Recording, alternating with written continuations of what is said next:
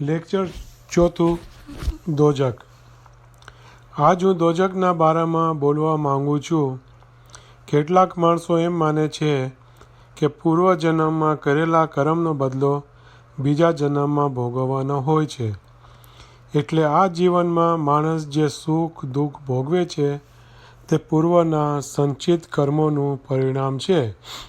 અને મૃત્યુ પછી ત્યાં દોજક કે બહેશ્ત જેવું કાંઈ પણ ન હોતા સઘળું આ દુનિયામાં જ જીવને ભોગવવાનું હોય છે.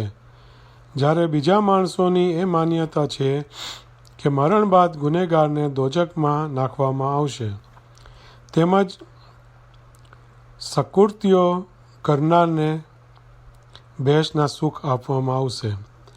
મરણ બાદ કર્મ અનુસાર જીવને દોજક અગર બહેશ્ત મળશે એવું ધર્મશાસ્ત્રોમાં પણ જણાવેલું છે. અને દોજકના દુઃખ તેમજ બહેશ્તના સુખનું વર્ણન સુધા આપવામાં આવ્યું છે કે જે વર્ણન આપણી સમજ શક્તિ માટે વ્યાજબી છે. મતલબ કે પવિત્ર પૈગંબરો તેમજ ઇમામો એ આપણી સમજ શક્તિની મર્યાદા જાણીને તે અનુસાર બહેશ્ત અને દોજકની બાબતો સમજાવી છે. આજના બુદ્ધિવાદના જમાનામાં કેટલાક માણસો ધર્મશાસ્ત્રોમાં રહેલા રહસ્યને ન સમજતા તે પર શંકા લાવે છે, જેથી આ વિષયોમાં ચોખવટ કરવાની જરૂર છે. આ જીવન તેમજ હવે પછીનું જીવન એટલે આ લોક તેમજ પરલોકમાં જે કાંઈ બની ગયું છે, બની રહ્યું છે તેમજ બનનાર છે એ બધુંય રૂહાની દ્રષ્ટિએ કલ્પિત સપનું જ છે. જેવી રીતે સપનામાં અનુભવતા સુખ દુઃખ વાસ્તવિક રીતે કલ્પિત જ હોય છે, છતાં પણ સપનાવસ્થામાં આપણે હોઈએ ત્યારે સપનામાં આવતા દેખાવો આપણને સાચા લાગે છે. એટલું જ નહીં પણ તે વખતમાં જેવા દ્રશ્યો તે પ્રમાણે સુખ દુઃખની લાગણીઓ પણ દિલમાં પેદા થાય છે અને તેની આપણને અસર થાય છે. તેવી જ રીતે આ જગતની હસ્તી એ જીવનું સપનું છે. સામાન્ય સપનામાં તેમજ જીવના સપનામાં એ ફરક રહેલો છે કે સામાન્ય સપનામાં કરેલા કૃત્યોનો બદલો ભોગવતો હોતો નથી. દાખલા તરીકે સપનામાં માણસ કોઈનું ખૂન કરે તો તે જવાબદાર ગણાતો નથી અને જેથી તે શિક્ષાને પાત્ર બનતો નથી. પરંતુ જીવનું સપનું એટલે આ જિંદગાની જ્યારે ખલાસ થાય છે ત્યારે તેણે કરેલા કૃત્યો કે જેના સુગમમાં અદૃશ્યમાં આકારો પડેલા હોય છે એ આકારો મરણ પછીની દુનિયા યાની કે બીજું સપનું ઉત્પન્ન કરે છે અને પૂર્વે કરેલા કૃત્યો મુજબ સુખ દુઃખ જીવને બીજા અવતારમાં ભોગવવા પડે છે. કોઈ માણસ પોતાની જિંદગીમાં પાપ કર્મો કરે કે જે માટે મરણ બાદ કુદરત તરફથી તેને સજા કરવામાં આવે છે, એ સજા તેના પાપ કર્મના બદલા રૂપે નથી હોતી, પણ તેમાં કુદરતનો હેતુ જીવના ભલા માટેનો હોય છે. દાખલા તરીકે કોઈને શરીરમાં ગુમણું થયું હોય તો ડૉક્ટર તેનું ઓપરેશન કરે. અગર બીજી રીતે તેમાં રહેલો બગાડ રોગ દૂર કરે છે, તે વખતે રોગીને અત્યંત વેદના થાય છે, પણ આમાં ડૉક્ટરનો હેતુ ભલાઈનો જ હોય છે. બીજો પણ દાખલો લઈએ. કોઈ માણસ દીવાનો બની જાય ત્યારે સત્તાવાળા તેને અંધારી કોટડીમાં પૂરી રાખે છે. એટલું જ નહીં પણ તેનામાં ઘેલછા જો વધુ પ્રમાણમાં જણાય તો તેને ચાબકાથી માર પણ મારવામાં આવે છે. હવે વિચાર કરીએ કે એ દીવાનાએ સત્તાવાળાનું કાંઈ બગાડ્યું હોતું નથી તેમજ તેણે તેમનો કાંઈ ગુનાહ પણ કરેલો હોતો નથી, છતાં તેઓ શા માટે તેને એવી સજા આપે છે? આમાં સત્તાવાળાનો હેતુ એ દીવાનાને દુઃખ આપવાનો હોતો નથી, પણ આ રીતે એ દીવાનાની બીમારી દૂર કરી તેને તંદુરસ્ત સુખી બનાવવાનો જ હેતુ હોય છે. તેવી જ રીતે પાપી જીવને તેની બેફામી યાની કે અંભાવના સન્નિપાતનો રોગ દૂર કરવા માટે જ કુદરત તેને સજા કરે છે, અને જો તેમ કરવામાં ન આવે તો તેની બીમારી મટવાનો સંભવ રહેતો નથી. આ જગત સપનાતુલ્ય હોવા છતાં તેમાંથી ઉત્પન્ન થતા સુખ દુઃખ માણસને સત્ય લાગે છે. તેવી જ રીતે આ પછીની આવતી દુનિયાના સુખ દુઃખ પણ આપણને સત્ય લાગશે. આવતી દુનિયાની દોજક તેમજ બહેશનું જે વર્ણન શાસ્ત્રોમાં કરવામાં આવ્યું છે, એ દોજક અને બહેશની શરૂઆત હમણાંની જિંદગી એટલે આ હયાતીમાં જ થાય છે. જ્યાં સુધી ઇન્સાન હયાત છે ત્યાં સુધી તેને દોજક અને બહેશ દેખાવમાં આવતા નથી, પણ સુગમ રૂપે તેની અસર મનુષ્યના દિલમાં થાય છે. જેમ કોઈ મોટું લાકડું પાણીમાં તરતું હોય તો એ લાકડાને ખેંચવું સહેલું થઈ પડે છે, પણ જો પાણી સુકાઈ જાય તો એના એ જ લાકડાને ખેંચવું મુશ્કેલ થઈ પડે છે. તેમ જ્યાં સુધી હયાતી છે ત્યાં સુધી પાપનો બોજો જણાતો નથી, પણ જ્યારે જિંદગાનીનો અંત આવે છે ત્યારે જ પાપ કર્મોનો બોજો ઉપાડવો સહન કરવો ઘણો વસમો થઈ પડે છે. કેટલાક માણસોને આપણે એવું બોલતા સાંભળીએ છીએ કે ખુદા દયાળુ છે, છતાં તેણે દોજક શા માટે પેદા કરી હશે, પણ તેઓ કદાચ જાણતા નહીં હોય કે દોજકને પેદા કરનાર ઇન્સાન પોતે જ છે. જીવનકાળ દરમિયાન માણસો જે હસદ, વેરભાવ, ક્રોધ વગેરે અગ્નિને દિલમાં એકઠી કરે છે, એ તેમની જલ્દ બુરી પ્રકૃતિઓ મરણ બાદ દોજકની આગ રૂપે પ્રગટ થઈ તે આગ જીવને ઘેરી લે છે. ખુદા રાજી નથી કે જીવ દોજકની આગમાં બળીને હેરાન થાય, પણ ઇન્સાન પોતાની જિંદગાનીમાં કામ, ક્રોધ, લોભ, મોહ, મદ અને હસદ વગેરે જલ્દ અનિષ્ટ પ્રકૃતિઓનો ઉત્પન્ન કરે છે, તેમજ બુરા કૃત્યો કરે છે, જે માટે જીવ પોતે જ જવાબદાર રહે એવો કુદરતનો અચળ કાનૂન છે. અને જેટલા પ્રમાણમાં જેવા કર્મો જીવે કરેલા હશે તેવા નિપજેલા પરિણામનો અનુભવ ભોગવટો જીવ ભોગવે છે. આ સઘળા કારભાર ઉપર કુદરતનો કાબુ હોય છે. જેથી દોજકનું જે વર્ણન શાસ્ત્રોમાં કરવામાં આવ્યું છે એ સત્ય જ છે. ખરાબ પ્રકૃતિઓને વશ થઈને જે કોઈ માણસ કુદરતના કાયદા વિરુદ્ધ જાય છે તે જીવને તેની પ્રકૃતિઓની તાસીર મુજબ ભિન્ન પ્રકારના દુઃખ ભોગવવા પડે છે. આ પ્રમાણે ઉત્પન્ન કરેલી પ્રકૃતિઓથી નિપજનારા દુઃખો ભોગવવાના 3 સમય છે. સમય પહેલો, મરણનો સમય એ મહાદિન એટલે કયામતનો સમય છે. કોઈનું મૃત્યુ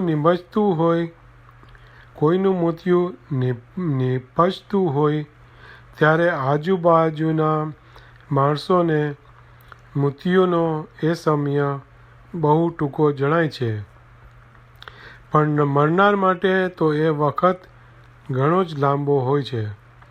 હઝરત ઇમામ સુલતાન મોહમ્મદ શાહે ફરમાન મુબારકમાં આ સંબંધે ફરમાવ્યું છે કે અલ્લાહુમ્મા સલ્લી અલા મુહમ્મદિન વ આલે મુહમ્મદ. મરણના વખતે મરનારને 1 કલાક 1000 વર્ષ જેવો લાગશે. બૌદ્ધ ગુરુ પીર સદરુદ્દીન સાહેબે પણ જ્ઞાને શરીફમાં આ માટે ફરમાવ્યું છે કે 1/2 લાખ વરસનો એક દાડલો આખાર જમાનામાં થાય. 30 દિન પડે પસ્તાઈશો ભાઈ, 100 દિન મહાદિન માહે.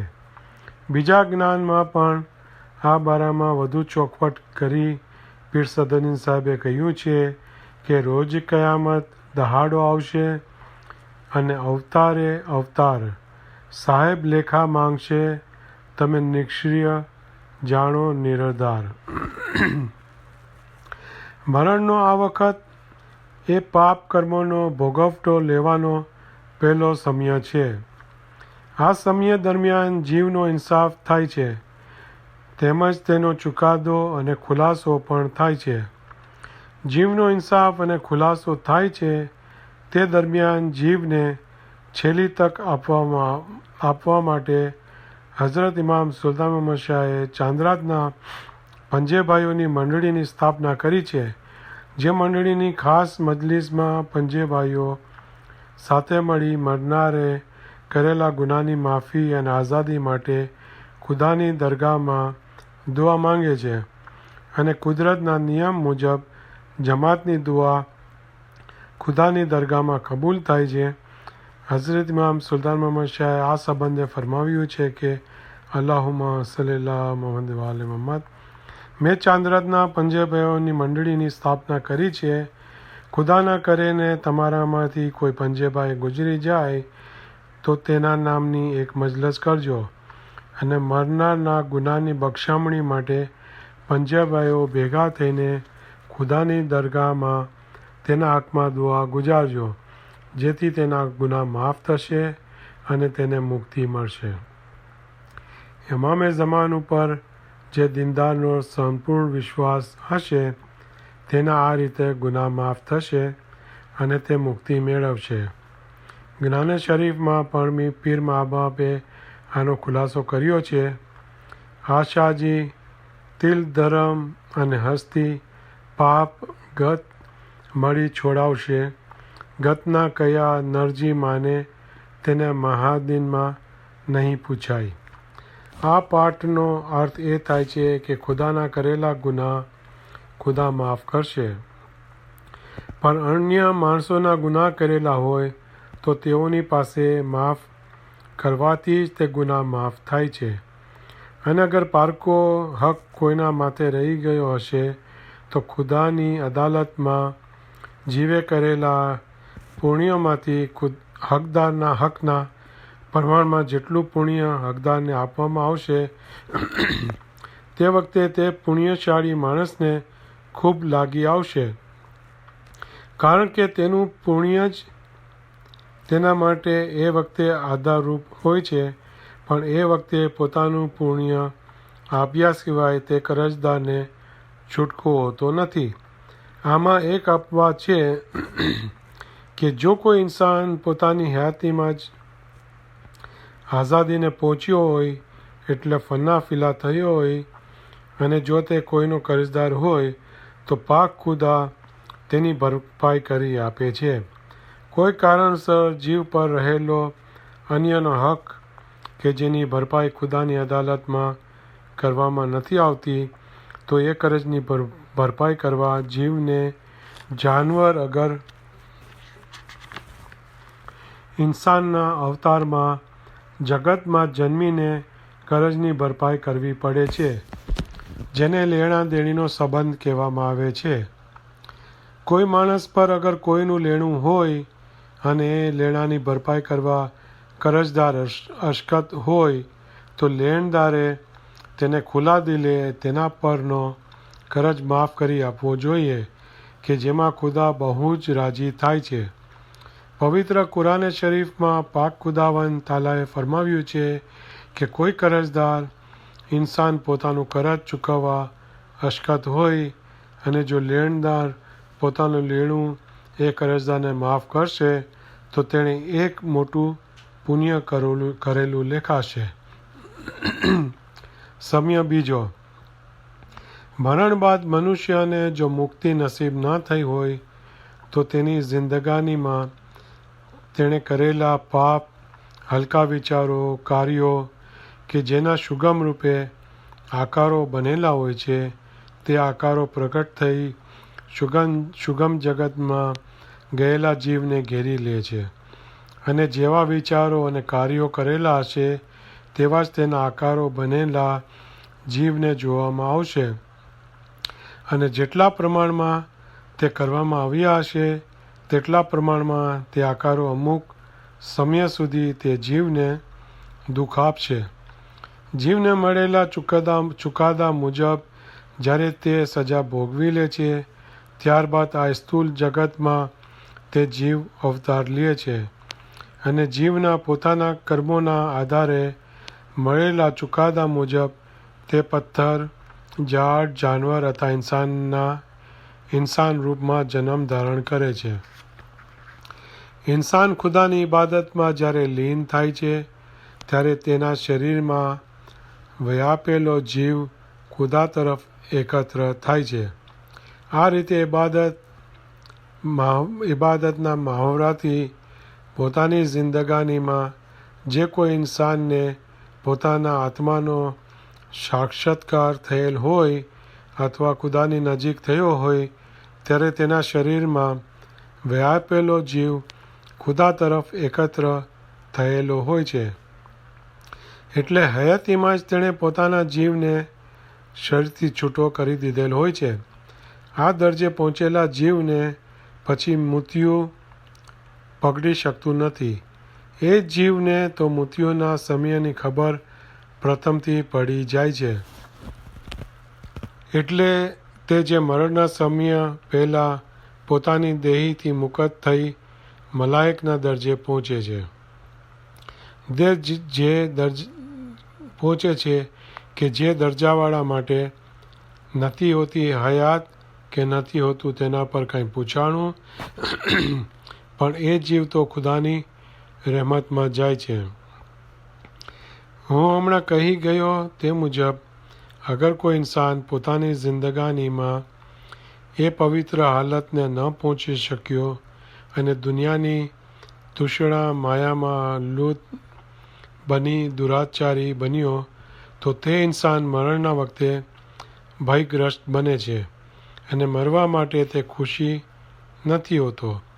છતાં તે ઇન્સાનમાં રહેલી વિનાશક શક્તિ જેને ઇઝરાયેલ ફરિશ્તો યા મુલકુલ મોત કહેવામાં આવે છે તે ભયંકર સ્વરૂપમાં પ્રગટ થઈને તે ઇન્સાનના જીવને પરાણે શરીરથી છૂટી કરે છે. જ્યારે જીવને અત્યંત વેદના થાય છે. આ શોચનીય હાલતમાં આવેલા જીવને દુઃખ સંબંધી સહેજ ઝાંખી કરવામાં આપણા બૌદ્ધ ગુરુ પીર સદરુદ્દીન સાહેબે જ્ઞાન શરીફમાં સમજાવ્યું છે કે ઊંટ, ક્રોધ, રોમ, રાય લોકા હોય છે સો ફિકર કર દહીમાં ખૂંચેગા જીરે. અર્થાત શરીરમાં 3.5 કરોડ બાલ લોખંડની સોયની જેમ જીવને મરણના વખતે શરીરમાં ખૂંચે છે. મૃત્યુના સમયે દરેક જીવને એક સરખું દુઃખ હોતું નથી પણ મનુષ્યએ કરેલા પાપ કર્મોના પ્રમાણ અનુસાર જીવ ઓછા વળતા પ્રમાણમાં જુદા જુદા પ્રકારના દુઃખ અનુભવે છે કે જે દુઃખ ખુદા તરફથી મોકલેલા નથી હોતા પણ જીવે પોતાની હયાતી દરમિયાન બુરી ટેવો અખ્તિયાર કરીને એકઠા કરેલા હોય છે. આ હાલતનો જીવ મરણના વખતે દહીં મુક્ત થઈ સુગમ જગતમાં ખુદાની અદાલતમાં જાય છે અને ત્યાં મળેલા ચુકાદા મુજબ એ જ સુગમ જગતમાં અમુક સમય સુધી તે જીવ પોતાના કર્મોનો અંજામ ભોગવે છે. હવે ધારો કે સુગમ જગતમાં ગયેલા જીવને પોતાના દુઃખનો ભોગવટો કરવાની મુદત 10,000 વર્ષ સુધીની હોય અને જ્યારે આ સજા ભોગવી જીવ જગતમાં ફરી નવો અવતાર ધારણ કરે ત્યારે આ સ્થૂળ જગતમાં તેને મરી ગયે માત્ર થોડો જ સમય પસાર થયેલો હોય છે. આ એક કુદરતી કરામત લીલા છે. પવિત્ર કુરાને શરીફમાં પણ ખુદાવંદ આલિમે ફરમાવ્યું છે કે જ્યારે મનુષ્યનું મરણ નીપજશે ત્યારે મરનાર એમ કહેશે કે હું દુનિયામાં માત્ર એક સહેદ હતો, બલકે તેથી પણ ઓછો વખત હતો. મતલબ કે મરણના વખતે મરનારને પોતાનું આખું જીવન અલગ સમયના સપના મિસાલ લાગે છે. સમય ત્રીજો, જીવને દુઃખ ભોગવવાનો પહેલો સમય મરણનો હોય છે અને મરણ બાદ સુગમ જગતમાં દુઃખ ભોગવવાનું હોય છે કે બીજો સમય છે અને જીવ દુનિયામાં અવતાર ધારણ કરવા ગર્ભાવાસ ભોગવે છે કે જે ગર્ભાવાસનું દુઃખ ભોગવવાનો ત્રીજો સમય છે. આ ત્રણેય સમયમાં સઘળા જીવોને એક સરખા દુઃખ હોતા નથી. માતાના ઉદરમાં પવિત્ર પુરુષોના 9 મહિના જેમ કોઈ આરામથી ઊંઘમાં પડ્યો હોય તેમ તેનો એ સમય શાંતિથી પસાર થાય છે. મતલબ કે તેવા પવિત્ર જીવોને ગર્ભાવાસનું કાંઈ પણ દુઃખ જણાતું નથી. તેથી ઉતરતા દરજાના જીવોમાં કોઈને એક માસ જેટલું તો કોઈને 2 અગર 3 માસ જેટલું એમ ઓછા વળતી મુદત જેટલું દુઃખ થાય છે. કેટલાકને 9 મહિના 9 વર્ષ જેટલા દુઃખદાયક લાગે છે અને કેટલાકને તો એ જ 9 મહિના 900 વર્ષ જેટલા, બલકે તેથી પણ વધારે મુદત જેટલા કષ્ટદાયક લાગે છે. માતાના ઉદરમાં એવા બાળકોના શરીરની આસપાસની નાડીઓ સર્પની જેમ વીંટળાયેલી હોય છે કે જે અગ્નિ સમાન કષ્ટ આપે છે. આ રીતે ગુનેગાર જીવો માટે ગર્ભાવાસ પણ એ પ્રકારની દોજક છે, પણ પવિત્ર જીવો માટે નહીં. માતાના ઉદરમાં એની એ નાડીઓ પવિત્ર જીવોને કાંઈ પણ દુઃખ આપતી નથી. જેનો હું તમને એક જ સાદો દાખલો આપીશ. ધારો કે 2 માણસો લગભગ સરખી મૂડી એટલે 1 લાખ શિલિંગની મૂડીવાળા હોય. એ બંને જણામાંનો એક દગલબાજ કપટી લૂંચ્યો હોય કે જે વડે તેનું જીવન કાળા કૃત્યોથી ભરપૂર હોય, જ્યારે બીજો માણસ નિર્દોષ નિખાલસ દિલનો હોય. હવે એ બંને જણા એક જ સ્થળે બેઠેલા હશે, છતાં લુચ્ચા દગલબાજનું દિલ ઘણે ભાગે અસ્વસ્થ, અશાંત, અકળાયેલું જ હશે, જ્યારે બીજા નિખાલસ દિલવાળા ભલા માણસનું દિલ શાંત, આનંદી અને સુખી હશે. આથી સમજી શકાશે કે દુઃખનો આધાર કોઈ બહારની વસ્તુઓ પર રહેલો નથી, પણ દિલની હાલત ઉપર જ રહેલો છે. મતલબ કે જેટલા પ્રમાણમાં માણસનું દિલ દોષિત હોય છે તેટલા જ પ્રમાણમાં જીવને આ ત્રણેય સમયમાં કષ્ટી ભોગવવી પડે છે. જ્યારે નિર્દોષ પવિત્ર જીવના આ ત્રણેય સમય તેની ભલાઈ, પવિત્રતાના પ્રમાણમાં તેનો વખત આસાનીથી પસાર થાય છે. લેક્ચર 5મું બહેસ જે આપણે કાલે વાંચન કરવામાં આવશે.